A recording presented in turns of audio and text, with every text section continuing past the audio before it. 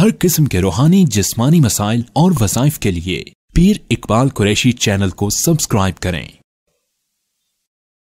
نحمده ونصلي ونسلم على رسوله الكريم اما بعد فاعوذ بالله من الشيطان الرجيم بسم الله الرحمن الرحيم وقضى ربك الا تعبدوا الا اياه وبالوالدين احسانا اما يبلغن عندك الكبر احدهما او كلاهما فلا تقل لهما اف ولا تنهرهما وقل لهما قولا كريما واخفض لهما جناح الذل من الرحمة وقل رب ارحمهما كما ربياني صغيرا صدق اللہ العظیم۔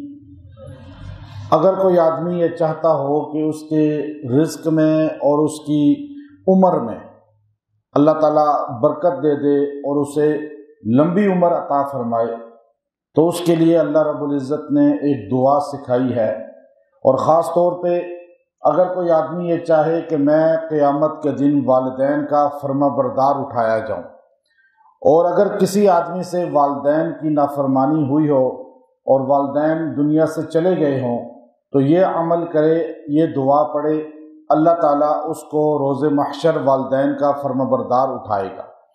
یہ اللہ رب العزت کا ایک قانون ہے، اور یہ قانون اللہ کا اٹل ہے۔ یہاں اللہ تعالیٰ نے اپنے قانون کا ذکر کیا ہے، یعنی ایسا قانون کہ جس میں تبدیلی نہیں ہو سکتی۔ وہ اللہ فرماتے ہیں وَقَضَىٰ رَبُّكَ، یہ فیصلہ ہے تیرے رب کا۔ اب عدالت کا ایک فیصلہ ہوتا ہے، بندہ کہتا ہے جی عدالت نے فیصلہ کیا ہے، جرگہ ایک فیصلہ کرتا ہے، اللہ کہتے ہیں یہ میرا فیصلہ ہے۔ اور فیصلہ کیا ہے کہ دنیا میں اللہ تعبدوا الا اياه، عبادت صرف اللہ کی ہوگی اور کسی کی نہیں ہوگی۔ یہ اللہ کا فیصلہ ہے۔ اللہ اس فیصلے میں لچک ذرا بھی نہیں رکھتا، اتنا سخت ہے اس معاملے میں کہ اللہ رب العزت فرماتے ہیں کہ اگر تم نے میرے علاوہ کسی کی عبادت کی تو میں تمہارے تمام نیکیوں کو ضائع کر کے تمہیں ہمیشہ کی دوزخ میں داخل کروں گا۔ یعنی یہ فیصلہ اتنا سخت ہے اللہ کا۔ اور اس کے بعد اللہ فرماتے ہیں کہ الا اياه، بس یہ پکی بات ہے، اس میں کوئی لچک نہیں ہے۔ اللہ غفور رحیم ہے جی، اللہ بخش دے گا، کیسے بخشے گا؟ یہ فیصلہ ہی اللہ کا ہے۔ شرک والے کے لیے، اللہ کے ساتھ شریک بنانے والے کے لیے لچک کا معاملہ نہیں ہے۔ پھر آگے اللہ نے فرمایا وَبِالْوَالِدَيْنِ إِحْسَانًا، اور والدین کے ساتھ حسن سلوک ہوگا۔ یہ بھی اللہ کا فیصلہ ہے۔ اور امام قرطبی رحمۃ اللہ علیہ فرماتے ہیں یہ اللہ رب العزت کا عجیب انداز ہے کہ اللہ تعالیٰ نے اپنی ذات کے ساتھ والدین کو جوڑا، اپنی ذات کے ساتھ والدین کے حسن سلوک کو جوڑا، ان کے مقام کو جوڑا، کہ انسان کو بتا دیا ایک تیرا خالق ہے جس نے تجھے تخلیق کیا، ایک تیرا دنیا میں لانے کا باعث ہے جو تیرا باپ بن گیا، ایک رب بن گیا اور ایک اب بن گیا۔ اب یہ دونوں کے ساتھ اللہ تعالیٰ نے ایسا نظام رکھا ہے کہ تم اس کی بھی ناشکری نہ کرو جو آسمانوں پر ہے، اور اس کی ناشکری بھی نہ کرو جو زمین پر ہے۔ وہ تمہارا اول تخلیق کرنے والا ہے، یہ تمہارا یہاں پر لانے کا باعث بنا ہے، اس نے تمہیں پالا ہے، پوسا ہے، دیا اس نے ہے سب کچھ، لیکن یہ زمین پر اس کا لے کر تجھے کھلاتا تھا، تجھے پلاتا تھا، تیری نگہداشت کرتا تھا۔ اللہ گویا کہ بتانا چاہ رہے ہیں کہ جو تھوڑے عرصے تجھے پالے، جو تھوڑے عرصے تیری پرورش کرے، اس کی یہ اللہ رب العزت نے شان اور مقام رکھا ہے۔ اور جو ہے ہی تیرا پیدا کرنے والا، جب تو تھا ہی نہیں تجھے تخلیق کر دیا، تو اس کی شان کتنی ہوگی، اس کا مقام کیسا ہوگا۔ یہ اللہ تعالیٰ گویا کہ اپنا پہلے ذکر کرتے ہیں، ساتھ ہی والدین کا۔ قرآن پاک میں سورہ لقمان کے اندر اسی طرح کا ایک ذکر آیا، انشکر لی ولی والدیک، میرا شکر ادا کرو، والدین کا شکر ادا کرو۔ اور پھر قرآن پاک میں تین چیزیں ایسی ہیں۔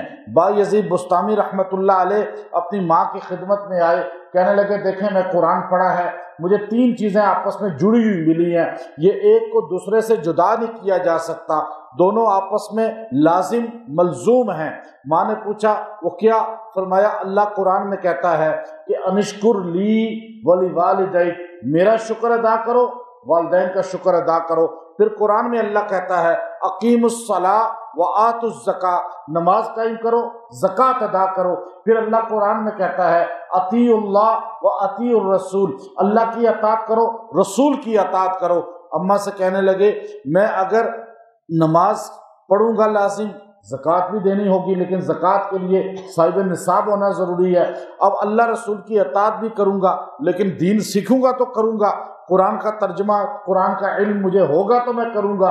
اب تیسرا ہے انشکر لی ولوالدیک، اللہ کا شکر ادا کرنے میں اگر دین سیکھنے کے لیے نکلتا ہوں تو ماں باپ کی ناشکری ہو رہی ہے۔ اب مجھے بتائیں یا اللہ کا حق معاف کرا لیں یا اپنا حق معاف کر دیں۔ ماں نے اس زمانے کی تھی، کہا بیٹا تجھے میں اپنا حق معاف کرتی ہوں، تو جا علم سیکھ۔ وہ گئے، 1 سال 2 سال 10 سال علم سیکھتے رہے، واپس آتے ہیں، دستک دیتے ہیں، بوڑھی ماں بیٹھی ہے، پوچھا کون؟ کہا با یزید۔ ماں نے کہا میں تو اللہ کو دے چکی ہوں، اب واپس چلا جا، قیامت کے دن ملاقات ہو۔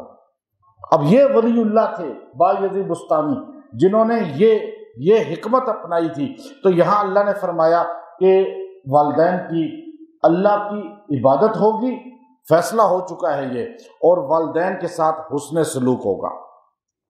اما یبلغن عندک الکبر، اگر وہ پہنچ جائے بڑھاپے کو، احدہما، ایک ان میں سے، او کلاہما، یا دونوں، والدہ یا والد دونوں میں سے ایک فوت ہو جائے، یا دونوں قائم ہوں دائم ہوں، اب وہ تمہیں بڑھاپے میں مل جائیں تو پھر تم ان کے ساتھ کیسا سلوک کرنا؟ فلا تقل لہما، مت کہنا ان دونوں سے اف، ہائے، ہیں یہ جو الفاظ ہیں، یہ الفاظ بھی نہ کہنا۔ ولا تنہرہما، جھڑکنا بھی نہیں، کہ آپ کو پتہ کیا ہے، آپ کو آتا کیا ہے۔ حسن رضی اللہ تعالیٰ عنہ کے بارے میں حضرت علی شیر خدا رضی اللہ تعالیٰ عنہ سے کسی نے پوچھا کہ آپ کا بیٹا حسن کیسا ہے؟ آپ نے فرمایا ایسا بیٹا مجھے نظر نہیں آتا زمین پہ، کہا جب میں بولتا ہوں تو چپ کر جاتا ہے، جب میں اٹھتا ہوں تو ساتھ کھڑا ہو جاتا ہے، میں چلتا ہوں تو پیچھے چلتا ہے، میں بیٹھنے لگتا ہوں تو بعد میں بیٹھتا ہے، اور میں اگر سوتا ہوں تو میرا پہرا دیتا ہے، اور ہر لمحے میری خدمت میں رہتا ہے۔ اب وہ اتنا لمبا آپ نے جو ان کی شان میں الفاظ ادا کیے، یہ اہل بیت اصل میں یہ لوگ تھے، اور ہمیں اہل بیت کی صحیح معنوں میں جو ہے تعلیمات کو اپنانا چاہیے۔ تو اب فرمایا یہاں پر کہ اگر وہ دونوں یا ایک بڑھاپا مل جائے، فلا تقل لہما اف ولا تنہرہما، اب بلکہ جھڑکنا بھی نہیں، آگے سے یہاں تو گالیاں دی جاتی ہیں، یہاں تو برا بلا کہا جاتا ہے، یہاں تو گھر سے نکال دیا جاتا ہے۔ اولڈ ہوم جو بنائے یورپ نے، مسلمانوں کے ہاں یہ کلچر نہیں تھا، مسلمانوں کے ہاں خدمت تھی۔ بحقی کے اندر روایت ہے کہ عبداللہ ابن عباس رضی اللہ تعالیٰ عنہ شعب الایمان میں یہ حدیث لائے کہ آپ فرمانے لگے کہ عبداللہ ابن عباس رضی اللہ عنہ فرماتے ہیں کہ نبی صلی اللہ علیہ وسلم نے فرمایا جو ایک مرتبہ پیار سے والدین کو دیکھتا ہے اسے ایک حج کا ثواب ملتا ہے۔ صحابی نے کہا یا رسول اللہ اگر کوئی 2 بار دیکھے کا 2 حج کا ثواب ملے گا، کہا کچھ 100 بار دیکھے کا 100 حج کا ثواب ملے گا۔ اب دیکھیے اس پہ، اور ترمذی شریف کے اندر حدیث ہے کہ والدین کی رضا جو ہے اللہ نے، والدین، یہ والدین، امام ترمذی حدیث لائے کہ یہ والدین جنت کا مڈ کے 2 دروازے ہیں، درمیان کے، سنٹر کے یہ، اور جو ان کی اطاعت کرتا ہے وہ جنت کے سنٹر سے یوں داخل ہو جاتا ہے۔ اور پھر یہی حدیث لائے ابن ماجہ کے اندر بھی، فرمایا کہ والد کی رضا رب کی رضا، والد کی ناراضگی رب کی ناراضگی، اور پھر فرمایا حدیث ترمذی کے اندر آئی جس نے والدین کو ناراض کیا یہ دوزخ کے 2 دروازے اس کے لیے کھل جاتے ہیں۔ اب یہ محدثین نے لکھا کہ جو جنت کے 2 دروازے کھلتے ہیں اس کے لیے، اور دوزخ کے 2 دروازے کھلتے ہیں، فرمانبردار کے لیے جنت کے، نافرمان کے لیے دوزخ کے۔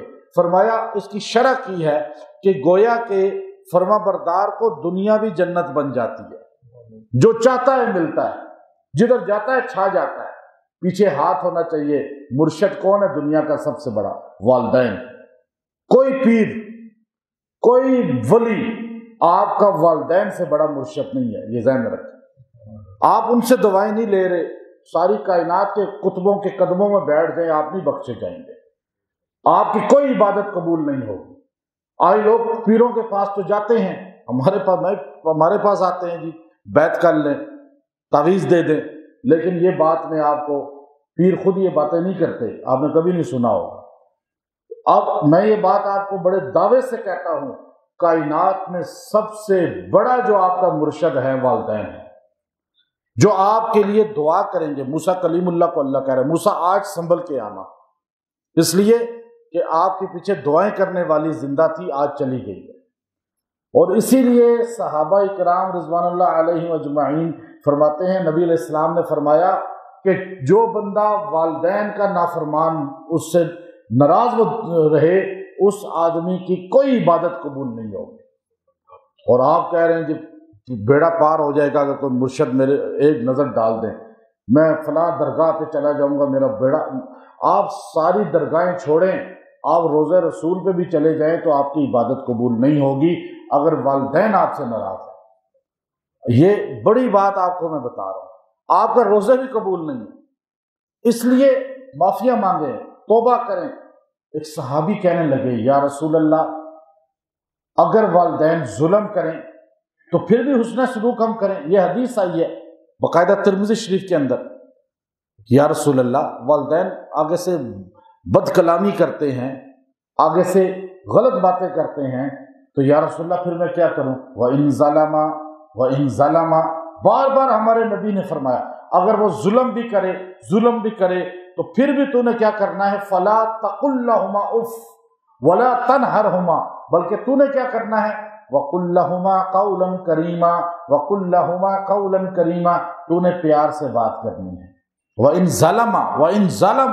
ظَلَمَا، سیدہ ام المؤمنین رضی اللہ تعالیٰ عنہ کہتی ہیں کہ میں نے کہا یا رسول اللہ، میری والدین آ رہے ہیں لیکن وہ مشرک ہیں ابھی، تو میں ان کے ساتھ جو ہے اب کیا کروں؟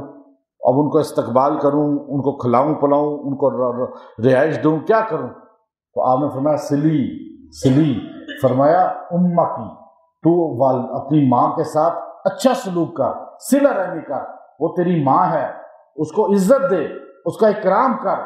یعنی یہ ایسا اللہ کا نظام ہے کہ اللہ تعالیٰ فرماتے ہیں لا طاعت لمخلوق فی معصیت خالق، والدین اگر کفر کا کہیں پھر نہ کرو، ان کی بات نہ مانو، باقی ہر لمحے ان کی بات سامنے خاموش رہو۔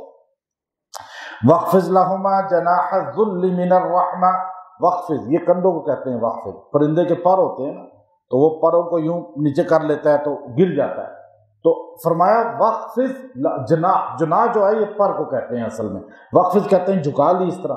وَاخْفِضْ لَهُمَا جَنَاحَ الذُّلِّ مِنَ الرَّحْمَةِ، اب تو نے ڈاؤن کر لینے ہیں یہ کندھوں کو اپنے، جناح کہتے ہیں پر کو اصل میں۔ تو اب آپ دیکھیے کہ اب وہ آپ نے اپنے کندھوں کو، یعنی یہاں کندھوں کا ذکر کیا کیونکہ بندہ یوں اکڑتا ہے نا اس طرح، تو کہا اکڑ کے نہیں ان کے سامنے چلنا، ان کے سامنے اکڑ کے نہیں رہنا۔ اب لوگ اکڑ دکھا رہے ہوتے ہیں، والدین کو غریب سمجھتے ہیں، خود پیسہ آ جائے تو کہتے ہیں جی میں تو، یہ ان کو تعارف کراتے ہوئے شرم آتی ہے ان کو۔ تو ماں باپ کے ساری دنیا کے سامنے بے شک اکڑ لینا، بادشاہ بن جانا، وزیر بن جانا، بے شک تم جو ہے کوئی بڑے عالم شیخ الحدیث بن جاؤ، پیر بن جاؤ، جو کچھ بن جاؤ، والدین کے سامنے وَاخْفِضْ لَهُمَا جَنَاحَ الذُّلِّ مِنَ الرَّحْمَةِ، ماں باپ کے سامنے اپنے آپ کو بالکل ڈاؤن کر کے بیٹھنا، یہ اکڑ کے اس طرح نہیں بیٹھنا۔ اب یہاں لوگ جو ہے، ہر بندہ وہی پست و ذلیل ہوتا ہے جو اپنے والدین کے سامنے اکڑ کے بیٹھ جاتا ہے اور ان کے سامنے سینہ تان کے چلتا ہے، یہ ان کے سامنے عاجزی، انکساری۔ ہمارے آقا صلی اللہ علیہ وسلم اپنی دودھ جس عورت نے پلایا، حلیمہ سعدیہ جب آتی تھی، بوڑھی عورت آئی اور صحابہ میں ایک دم ہلچل مچ گئی۔ صحابہ نے کہا ایک عورت آئی یا رسول اللہ، وہ بوڑھی عورت کہتی ہے میں تمہارے نبی کی ماں ہوں۔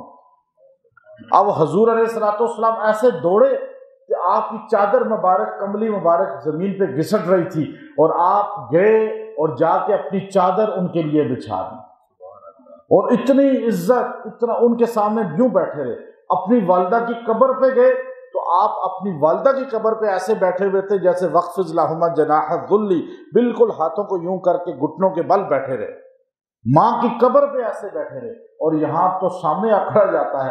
تو اس لیے آپ علیہ السلام نے فرمایا کاش میری ماں زندہ ہوتی اور میں عشاء کی نماز شروع کراتا، تلاوت کر رہا ہوتا، میری ماں مجھے کہتی ہے محمد، تو میں نماز توڑ دیتا اور ماں کو جواب دیتا۔ دیکھیں کتنا بڑا مقام بتا رہے ہیں۔ یا نوجوانوں کو پتہ ہی نہیں ہے، نئی نسل کو تو ماں باپ کے ادب و احترام کا ہی نہیں پتہ، اور ہر لڑکا لڑکی اپنے ماں باپ کو بیوقوف سمجھتے ہیں۔ ہر نوجوانی کی عمر ایسی ہوتی ہے نا، وہ یہ سمجھتے ہیں یہ ابا میرا بیوقوف ہے، یہ تو ہمیں ویسے سمجھا رہا ہے۔ ابا کی وہ زندگی گزر کے، وہ عمر ایج گزر کے یہاں پہنچا ہے نا، تو آپ سے تو سیاح ہی ہونا چاہیے۔ لیکن یہاں پر یہ کتنا بڑا المیہ ہے کہ آج کی نوجوان نسل اپنے ماں باپ کو بیوقوف سمجھتی ہے۔ اور پھر اللہ نے فرمایا کہ تم یہ جملہ اپنی زبان پہ رکھنا، وقل وقل، یہ کس کو کہا جا رہا ہے؟ وقل ہمارے آقا نبی صلی اللہ علیہ وسلم کو، کہ اتنا بڑا ہمارے نبی کو کہا گیا آپ کہیں میرے پیغمبر، اور آپ کے امتی کہیں، یہ دعا اپنی زبان پہ جاری رکھیں، رب ارحمہما کما ربیانی صغیرا، رب ارحمہما، اے اللہ ان دونوں پہ رحم کرنا، چاہے زندہ ہیں چاہے مر چکے ہیں، اے اللہ ان پہ رحم کرنا، کما اسی طرح ربیانی صغیرا، جیسے میں بچہ تھا تو مجھ پہ انہوں نے رحم کیا، میرے کس طرح کپڑے، میرے کس طرح پیمپر لانا، میرے لیے کس طرح دودھ کا انتظام کرنا، میرے لیے کس طرح گرمی سردی کا خیال رکھنا، میرا رونے دھونے کو سمجھنا، سارے دوسرے کو، کسی کا بچہ روئے تو سر میں درد ہوتا ہے اور اپنا بچہ روئے تو دل میں درد ہوتا تھا، اور ماں گیلے پہ سوتی تھی مجھے خشک پہ سلاتی تھی، باپ گرمی میں جا کے کما کے میرے لیے لاتا تھا اور میری ہنسی کے لیے پورا پورا دن مشقت اٹھاتا تھا، اور رات کو میرے لیے کھلونے لاتا تھا، چیزیں لاتا تھا، اور میں ایک بار مسکراتا تھا تو اس کی ساری قیمت پوری ہو جاتی تھی۔ اب یہ ہے، اور میں 10 بار پوچھتا تھا یہ کیا ہے یہ کیا ہے، تو باپ جواب دیتا تھا، لیکن باپ ایک بار پوچھتا ہے تو بیٹا ناراض ہو جاتا ہے، تنگ آ جاتا ہے، تو کہے اے اللہ ربیانی صغیرہ، جیسے میں چھوٹا تھا میں محتاج تھا، مجھ پہ انہوں نے رحم کیا، آج وہ تیرے پاس ہیں، یا اللہ تو ان پہ رحم کر۔ اللہ کہتے ہیں ربکم اعلم بما فی نفوسکم، اللہ تمہارا جانتا ہے تم جو ماں باپ کے ساتھ اچھا سلوک کر رہے ہو یہ اندر سے کر رہے ہو اپنے دل سے یا دکھلاوے کے لیے کر رہے ہو، اللہ تمہارے دلوں کو جانتا ہے۔ ان تکونوا صالحین، اگر تم واقعی سچے ہو نا، نیک ہو، فرمانبردار ہو، فإنہ کان للأوابین غفورا، تو اللہ تعالیٰ تو ایسے بندوں کے ساتھ ہمیشہ اپنا تعلق مضبوط رکھتا ہے اور ان کی توبہ و قبول کرتا ہے اور ان کے گناہوں کو بخشتا ہے۔ پتہ یہ چلا آپ چاہتے ہیں کہ زندگی میں برکت ہو، آپ چاہتے ہیں لمبی عمر آپ کو مل جائے، آپ چاہتے ہیں عزت آپ کو معاشرے میں ملے، آپ چاہتے ہیں رزق آپ کو معاشرے میں ملے، آپ چاہتے ہیں کہ آپ کے حاسدین، آپ کے مخالفین، آپ پہ ہر وقت ٹو میں بیٹھنے والے کچھ بھی آپ کا نقصان نہ کر سکیں، آپ ماں باپ کی خدمت میں لگ جائیں اور اس دعا کو اپنا وظیفہ بنا لیں۔ یہ دعا ہے جو اللہ رب العزت نے آیت نمبر 24 کے اندر سورہ بنی اسرائیل میں نازل فرمائی۔ دعا کیا ہے؟ رب ارحمہما کما ربیانی صغیرا۔ اب رب ارحمہما کما ربیانی صغیرا، جو بندہ روزانہ اس کو 33 بار پڑھے گا، دعا کرے گا، اللہ قیامت کے دن اسے ماں باپ کا فرمانبردار اٹھائیں گے۔ اور جو بندہ اس کو پڑھے گا 33 بار روز، نہ رزق کم ہوگا، نہ اس پہ ذلت آئے گی، نہ کسی کا دجل، فراڈ، دھوکہ وار اس پر کاریگر ہوگا، اللہ کی رحمت اس پہ برستی رہے گی اور اس کی اولاد بھی فرمانبردار ہو جائے گی۔ تو اس دعا کو اپنا وظیفہ بنائیں، جتنا زیادہ پڑھ سکیں پڑھیں، چلتے پھرتے پڑھیں۔ یہ ایصال ثواب بھی ہے اور یہ دعا بھی ہے، یعنی اللہ نے ہمیں ایصال ثواب خود بتا دیا نا۔ اب آپ یہ بحث کریں گے ایصال ثواب کہاں سے ثابت ہے، تو یہ ہے ہی ایصال ثواب، یہ جو آپ دعا پڑھ رہے ہیں کیا ہے؟ اب آپ کو بخشنے کے لیے لفظ کہنے کی ضرورت نہیں ہے، آپ خالی اس کو پڑھ لیں تو بس دعا میں ایصال ثواب ہو گیا۔ کس کے لیے ایصال ثواب ہے؟ یہ آپ کے والدین کے لیے۔ پتہ یہ چلا کہ ایصال ثواب قرآن سے ثابت ہے، اور ایصال ثواب کرنا اہل سنت کا ایک بنیادی نظریہ، عقیدہ ہے، سوچ ہے، اور ایصال ثواب ہی تو ہے جس کی بدولت انسان صدقہ جاریہ کے لیے اعمال کرتا ہے، بچوں کی تربیت کرتا ہے۔ اور اس لیے اپنے بچوں کو دیندار بنائیں تاکہ آپ کے لیے دعا کرنے والے بنیں۔ ایسے بچے نہ ہوں کہ آپ کہ جنازہ رکھا ہو تو ان کو دعائے جنازہ ہی نہ آتی ہو۔ وآخر دعوانا الحمدللہ رب العالمین۔